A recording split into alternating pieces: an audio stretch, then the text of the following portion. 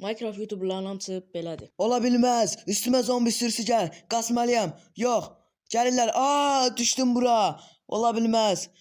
Nətər çıxacağam mən buradan? Uşaqlar, buradan çıxmam üçün mənə kömək eləməlisiniz. Abunə olun, like atın. Siz abunə olun, like atın. Mən də buradan bir şəkildə Creative zatdan çıxaram. Siz sadəcə abunə olun, mən buradan çıxacağam. Nəysə üstümdə görəm bir dənə şey var. Redstone var. Bu redstone'u tez qoymalıyam mən. Qoyum. Üstünə də piston. Ha, piston məni itdi. Nə qədər yaxınlaşdım, biraz yaxınlaşdım. Özümə Creative Table'ı tez qoyum. Sonra bu çubuqlardan bir dənə merdiven düzəldim. 3 tane merdivenim oldu. Bu 3 tane merdiveni de koy yukarı. Ha, biraz da yaxınlaşdım. Elimde ipler var. Bu ipler sayesinde de yün eləyə bilərəm. Yün eləyim tez. Yün hazırdır. Yün də qoyum. Koydum. Tutum.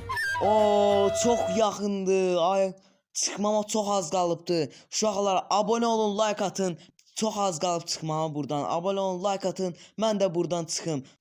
Sen de bir dur buradan. Sen kimsən? Aa, şerefsiz.